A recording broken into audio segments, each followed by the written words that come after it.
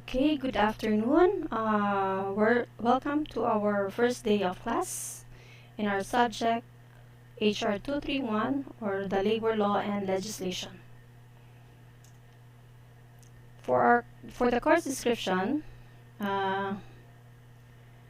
this course introduces the basic concepts related to labor law, particularly with labor standards and labor relations.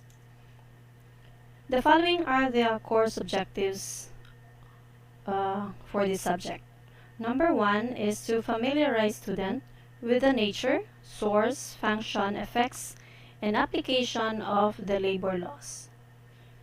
Secondly, to introduce the concept of labor standards, labor relations, and social legislations.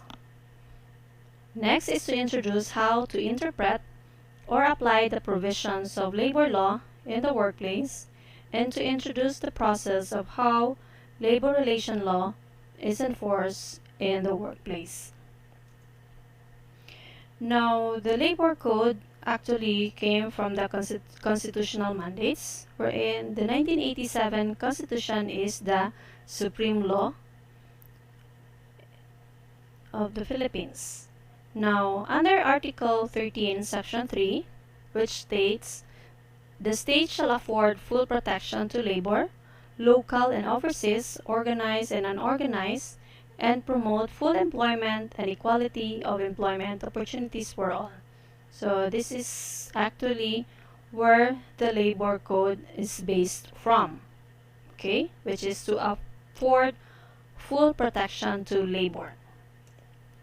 Other constitutional mandates are the following, so I'll just give you the article numbers, sections, and that will be your assignment to read on it, research on it, and understand what are those provisions under our Constitution. So we have Article 2, Section 9, and Section 18, and then Article 3, Section 8 and 18, Paragraph 2, and Article 12, Section 12, Article 13, Section 14, and Article 16, Section 8. So I want you to read all those provisions under our Constitution. Okay, so what are the basic rights of workers as guaranteed by the Constitution? So, as reference, this will be found under Article 13, Section 3, second paragraph. So it states there that under the labor standards, which is one part of the labor code, the following are the rights mentioned or under the labor standards. First is the right to security of tenure. Second, the right to receive a living wage. Third, the right to share in the fruits of production. And fourth, the right to work under humane conditions. So number 1 is about the tenure, or if you're an employee of the organization, you will, or an employee of the company, so you cannot be easily dismissed, especially if you already have the tenure or a permanent employment. Secondly is the right to receive a living wage, or to receive salaries based on your day-to-day work. And the third is right to share in the fruits of production. So for example, produce could be in a manner of giving bonuses if the company if the company is really or has really profited on a particular year. So other companies give or grant bonuses to their employees. And then fourth is the right to work under humane condition. So it is an obligation of the company or the employer for the workers to be given a safe working place. Humane condition meaning it should be your workplace should be safe and fit for the employee to work at. Okay? And the second is under labor relations. These are the following rights. First is the right to organize themselves. Second is right to conduct collective bargaining or negotiation with management. Third is right to engage in peaceful concerted activities, including strike, and right to participate in policy and decision-making processes. For number one, the right to organize themselves is, this means, or in other words, to form a union. Okay, so the employees has the right to organize or form a union. Then second, the right to conduct collective bargaining. So if the company is a unionized organization, so they need to have a CBA agreement or to negotiate with the employer or management based on their CBA or collective bargaining agreement. The third is the right to engage in peaceful concerted activities, including strike. So in negotiations, for example, or if there are instances or circumstances wherein the labor union need to go on strike, then that's actually part of their strike, as long as it's a legal strike. Meaning, they need to comply those process or requirements provided by law. And then lastly, the right to participate in policy and decision-making processes. So, in each company, the labor code requires or gives the right to an employee to participate in the policy and decision-making. Now, for example, if you're a unionized company and then there will be new policies that should be enforced or implemented, the labor workers should be asked to participate and seek for their agreement. Okay, so that is an example of policy and decision-making process. Or for another thing is, if there's a particular decision that would affect the employees, before the management could enforce such decision, it should be discussed first with the union, or the employee should be asked first. Okay? Now, other related laws in relation to the constitutional mandates, we also have our civil code, particularly articles 1700 or 1700s up to 1703. And then we also have the revised penal code under article 289, and some special laws like the SSGSIS, anti-sexual harassment, migrant workers and overseas Filipinos Act of 1995. So this is actually a Republic Acts or special laws. So those are the basis of the constitutional mandates, which is to give full protection to labor. Okay, now the principal repository of our labor law is the Labor Code of the Philippines under Presidential Decree or PD 442. So the Labor Code of the Philippines was promulgated on May 1, 1974 and took effect after 6 months, which is on November 1, 1974. Now, as an overview of the Labor Code, there are actually 7 books. The first one is the pre-employment. The book 2 is Human Resources Development. Book 3 talks about the conditions of employment. Book 4 is about health, safety, and social welfare. Book 5 is labor relations. Book 6 is post-employment. And Book 7 is transitory and final provisions. The pre-employment sets the period and groundwork to attain a state of full employment by making the full possible use of its manpower.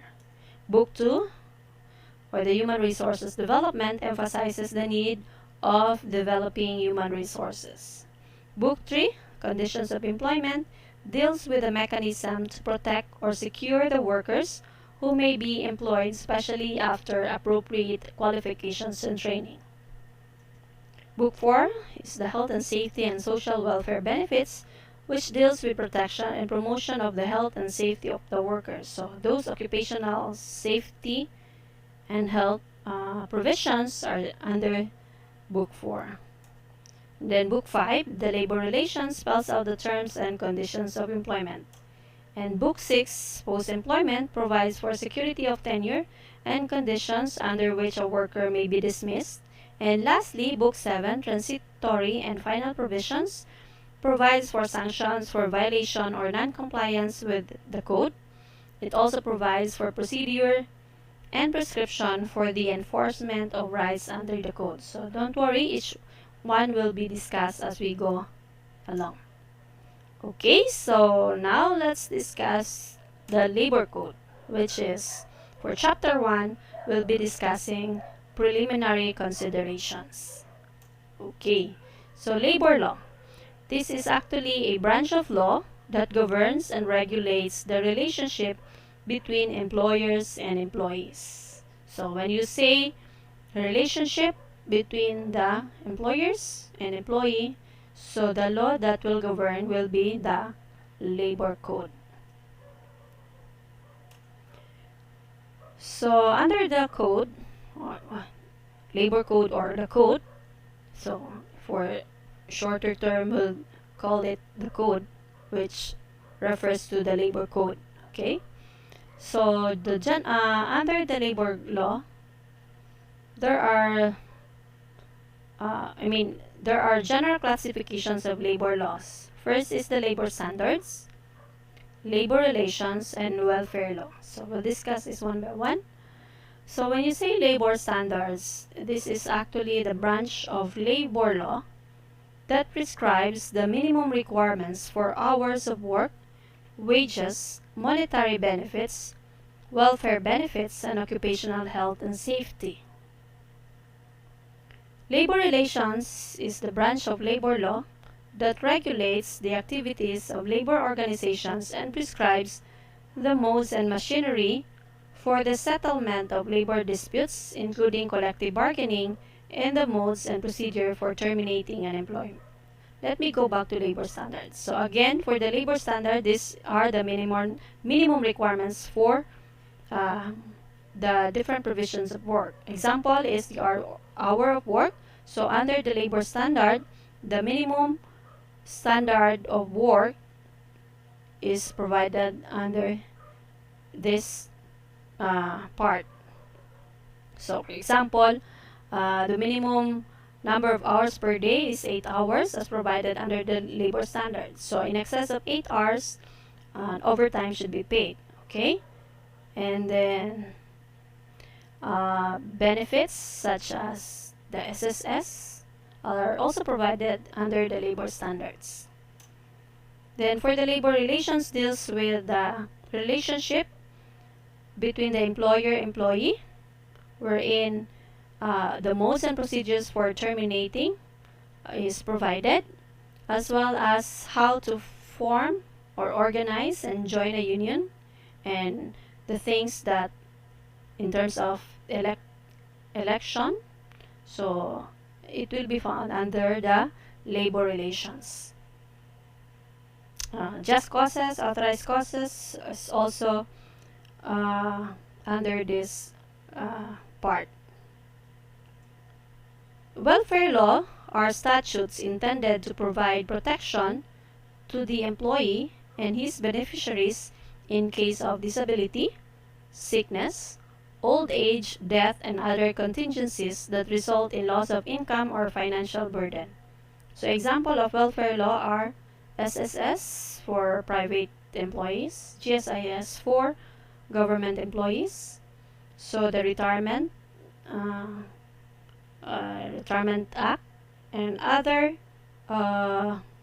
laws to provide protection to the employee and the beneficiaries. Now for social legislation, there is actually no precise definition for social legislation.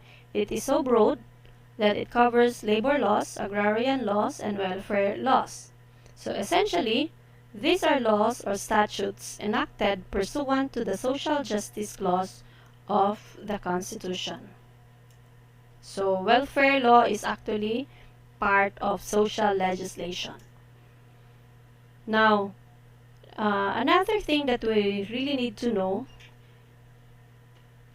under the labor code is the construction of the labor code. Okay? So, interpretation or implementation of the labor code. So, all doubts are to be resolved in favor of labor.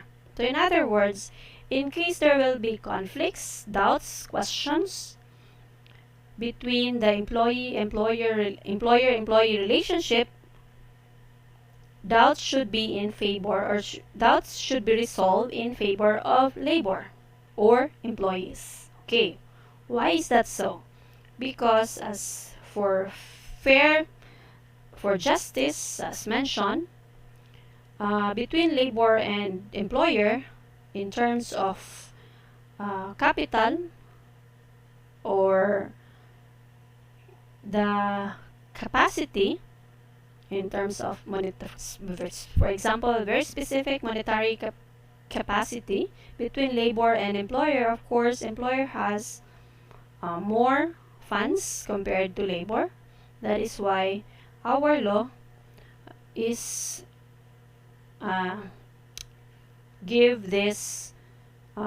provide this specific provision for the in favor of our employees or the labor. Okay?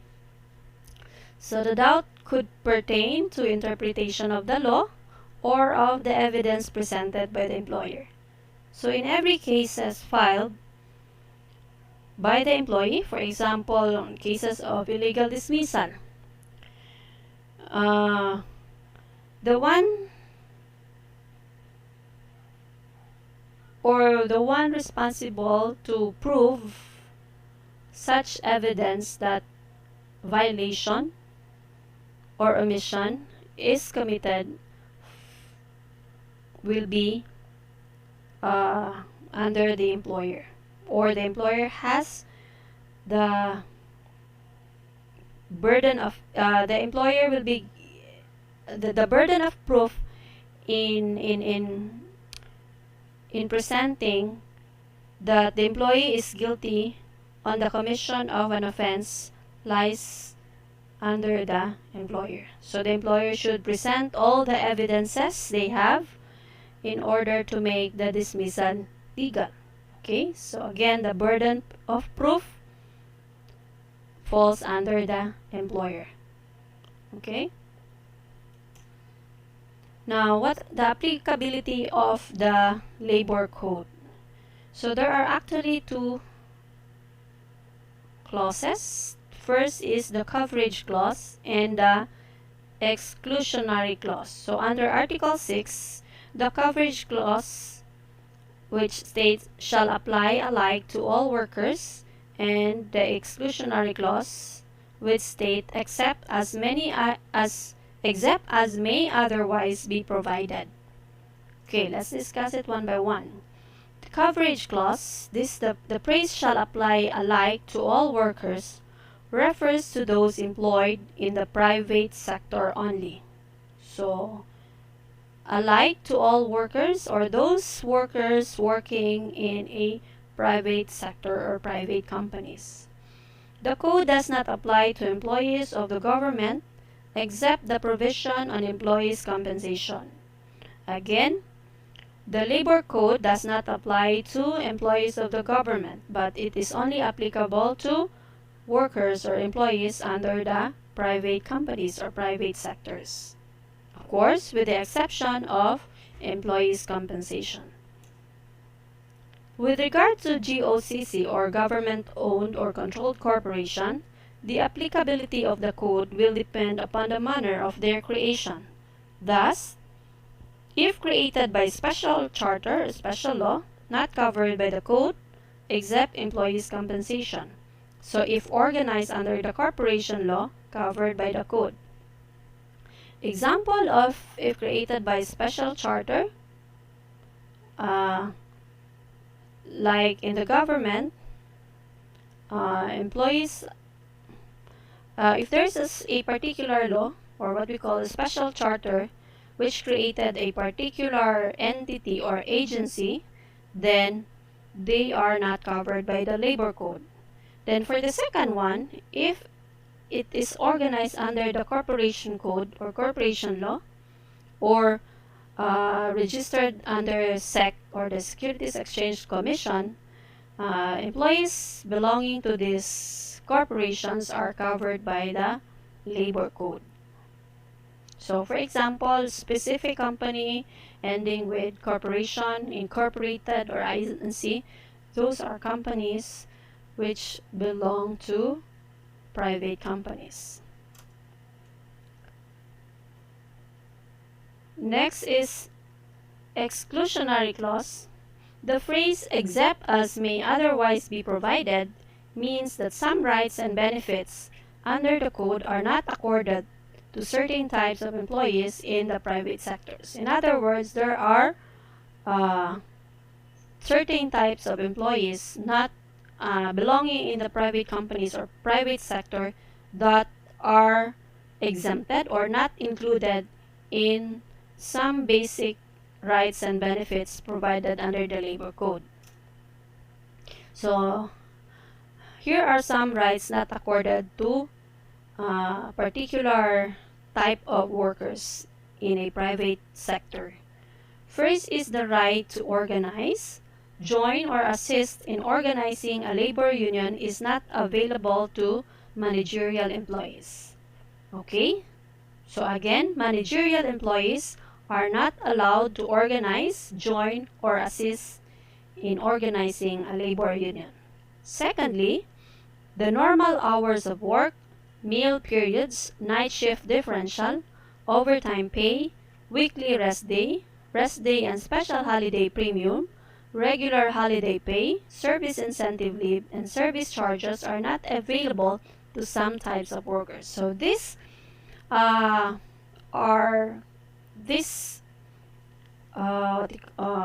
specific provisions are found under the labor standards. Okay, and there are types of employees which there are several types of employees that are excluded in these particular rights or benefits. Okay, and they are the following types of workers which under provision number 2 are not covered.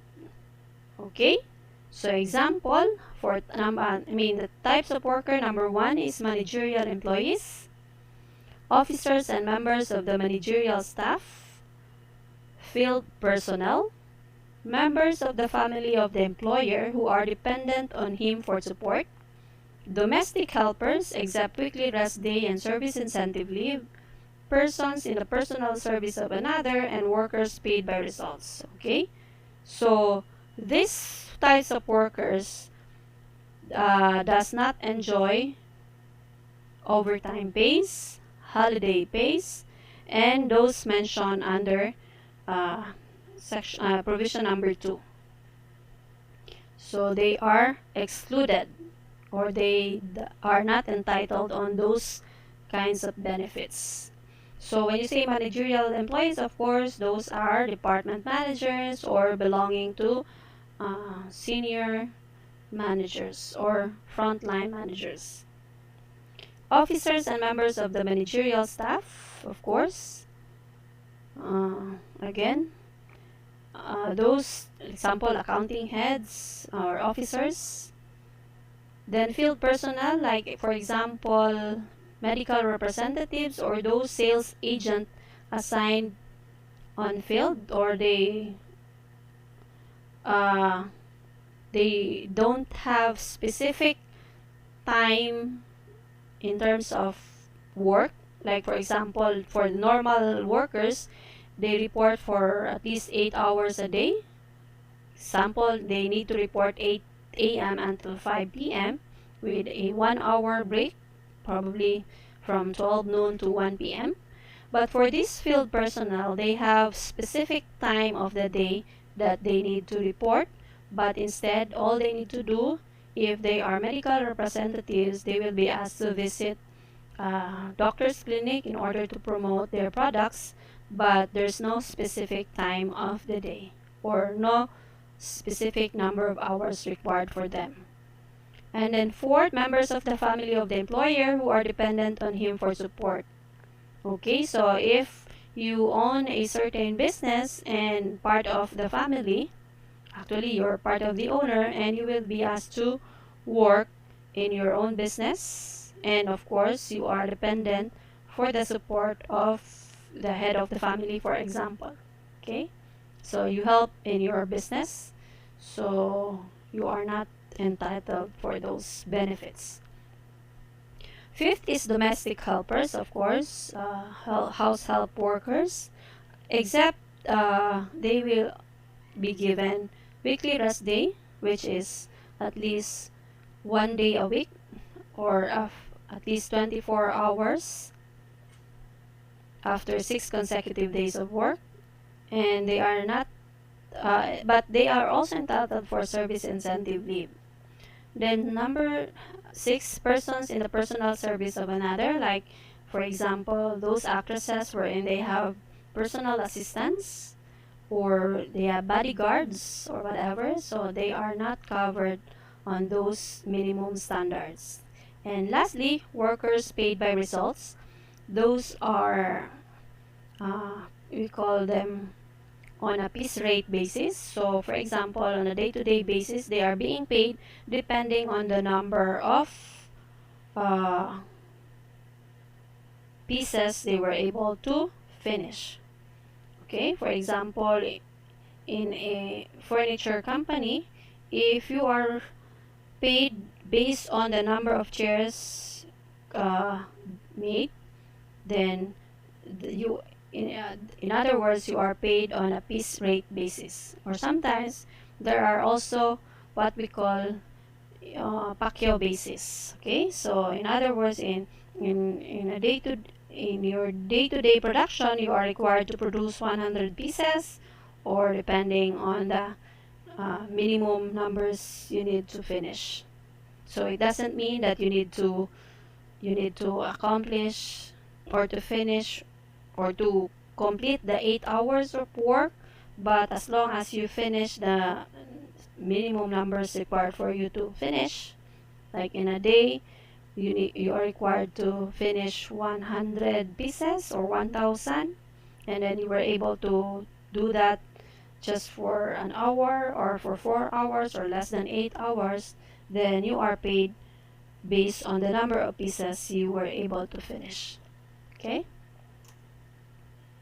Then third is employees in retail and service establishment regularly employing less than 10 workers are not entitled to holiday pay and service incentive leave.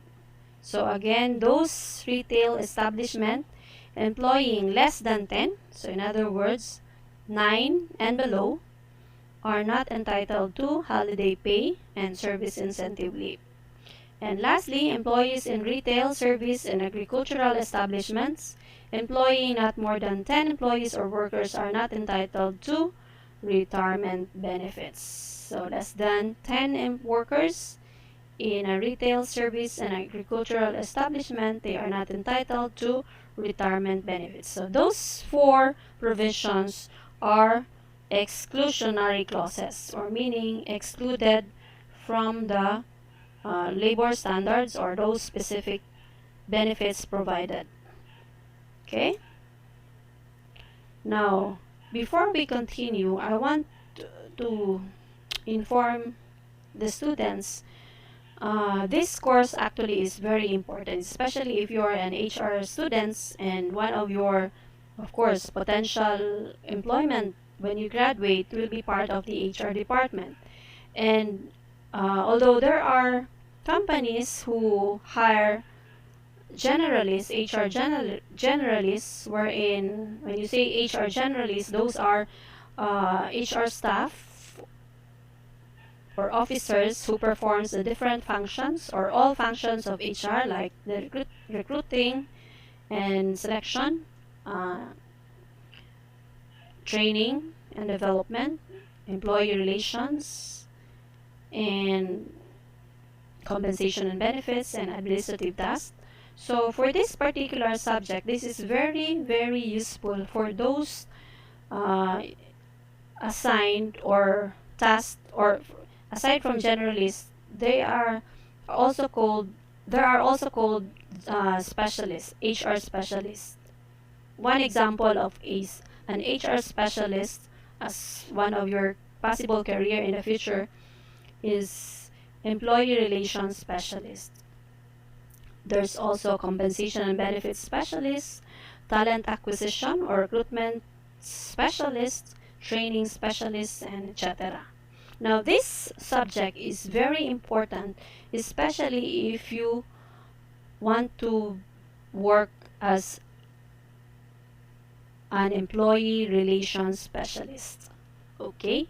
Since an employee relations specialist must be knowledgeable in terms of the labor code on how it is enforced and applied in between employee-employer relationship. Okay, so for example, how are you going to terminate? So if you're going to terminate, will you be faced in case an employee will file a lawsuit or a case against the company, then you should be careful enough and be prepared on what things to do in order for you to win the case. Okay? So I hope this subject will help you in preparing you as an HR professional in the future. And of course, when the way I'm going to teach this subject, of course, at first I'm going to discuss the basic principles that you as a student need to know, but in the later part or from time to time, I will also be applying practical examples or instances or circumstances that you need to know when you perform your job in the future. Okay? So now let's continue. So employer-employee relationship. This is actually very important topic in employee relations because the essence of the labor law is about employer-employee relationship. Without this relationship, labor law is actually not important, since labor law is all about employer-employee relationship. So the applicability of labor law is dependent upon the existence of employer-employee relationship. That is why it is very important for us to know when, if, or when there is an employer-employee relationship. So if the relationship is something else other than employer-employee, the principles of ordinary civil law will apply. So in other words, if there's no relationship of an employer-employee relationship and then there are damages or liabilities, the civil code will apply and not the labor law. But if there is an employer-employee relationship, then labor law applies. Now, in order to determine or to test if there is an employer-employee relationship, there are actually two tests provided. First is the economic reality test and the control test. The control test is very important for you as a student to know. Okay? Now, let's discuss the elements of economic reality test. Number one element is the extent to which the services performed are an integral part of the employer's business. So in other words, the services being rendered is important, necessary to the employer's business. Second is the extent of the worker's investment in equipment and facilities. Third, the nature and degree of control exercised by the employer. Fourth, the worker's opportunity for profit and loss. Fifth, the amount of initiative, skill, judgment, or foresight required for the success of the claim-independent enterprise. 6. The permanency and duration of the relationship between the worker and the employer. And lastly, the degree of dependency of the worker upon the employer for his continued employment in that line of business. So the last part, or the provision, or the element number 7, is the most common element applied in determining the economic reality test. So if a particular employee or particular person is dependent in terms of the monetary or the wages, for example, if head in the family, and then he supports his family, and financially he gets those monetary or those salaries from the employer. So in other words, the employee is economically dependent to his employer in order to support his family. Okay, so the second test is the control test. Again, this is very common and mostly used in terms as a determinant of the existence of the employer-employee relationship. The relationship of employer-employee will be deemed to exist where the person for whom the services are performed reserves the right to control not only the end to be achieved, but also the means to be used in reaching such end. So in other words, if a particular person is working in a particular company and the end result as well as the means on how to achieve such end result is under the control of the employer, then that particular person is considered an employee of the employer. Okay? So for example is an aircon technician.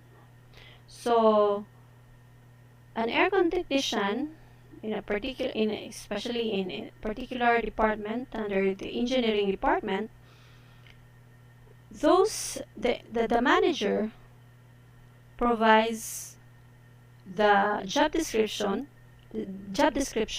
wherein the employees responsibilities are listed, and those job description is actually a product of the employer's control on what he wanted for the air technician to do in order to achieve the goal of the organization.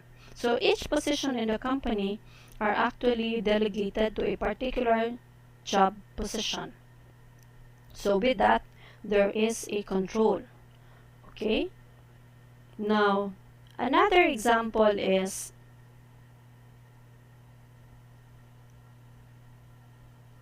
for an accounting staff. Okay? So the means on how the accounting staff perform his or her job is actually provided or being controlled by his superior, as well as the end result or whatever he or she must accomplish is determined and being controlled by the superior is considered or part of the control test. Hence, that worker, particular worker or accounting staff is considered as an employee of the employer because there exists an employer-employee relationship through the control test. Now, here are the elements of the employer-employee relationship. There are actually 4. The first element is the selection and engagement of the employee. Payment of wages, power of dismissal, and power to control the employee's conduct. So let's discuss this one by one. When you say selection and engagement, this is a relationship created by the act of hiring a person as an employee. So when you hire your employees, so you have the first selection and engagement element. Hiring may be expressed or implied. A written contract is not necessary. Okay? However, most companies, they provide written employment contract on their respective employees. But again, contract of employment is not necessary to determine that you are being hired. So it could be expressed or implied. So it is essential that there should be an understanding between the parties that one is to render personal service to or for the benefit of the other. So in other words, again, written contract is not necessary as long as there's an understanding or mutual understanding of both parties that one person is to render a particular service for the benefit of the other party. So there's a mutual agreement for both parties. So that's the most important in selection and engagement. Second is the payment of wages. So the relationship is deemed exist if the person hired is compensated in terms of wages, or salaries are being paid, or compensations are being paid to a particular person. So under Article 97, which define what wage is, which states the remuneration or earnings paid to an employee, however designated, capable of being expressed in terms of money, whether fixed or ascertained on a time, task, piece, or commission basis, of other method of calculating the same. So wages could be in form of money and fixed on a certain date or time, or in a particular task or piece or commission basis. So considerations are paid in consideration of labor being performed or results or finished work. Again, payment or compensation or wages are paid in consideration of labor being performed. So in other words, there has something to do or perform with which produces the result or finished work according to what the particular party or both parties has agreed to. The last element is the power of dismissal. The relationship of employer-employee is deemed exist if the person hired is subjected to the rules of discipline of the employer. So in other words, if you are being hired and you will be oriented on the rules and regulation of the company, and your employment will be subjected to the code of conduct or rule of discipline of the company, and your employment may be dismissed in violation of those stipulated in the code of conduct, shows the relationship of employer-employee, because the employer has the power to dismiss an employee. Okay?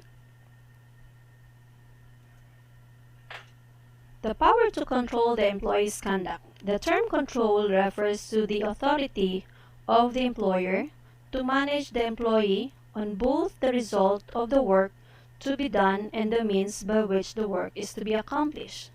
Control should be on both the means and the end. So the two should be considered. So there should be the result and the means or the manner on how you accomplish work. Okay, so that ends our discussion for today. So I will again for our quizzes or for our quiz, which will be scheduled on Friday. So I want you to study our discussion today, and please just be aware that there will be questions asked, not written in the presentation, but of course examples that I discussed. So I would encourage each students to listen on the discussions, not just relying on the presentation, but also focus on the discussions or the examples that I gave for your exams or quizzes. Okay?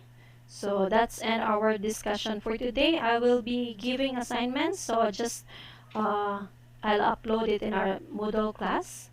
So again on a schedule basis or on a weekly basis. Okay? So if you have questions, clarifications, just PM me through our Facebook uh, group, our group chat, or in our group page, so I could summarize it, and all those questions will be presented on the following Monday. And again, if Monday will be declared holiday, then I'll present to you the answers of your question on the next schedule, which is Wednesday. Okay? So that's all for now, and thank you for listening.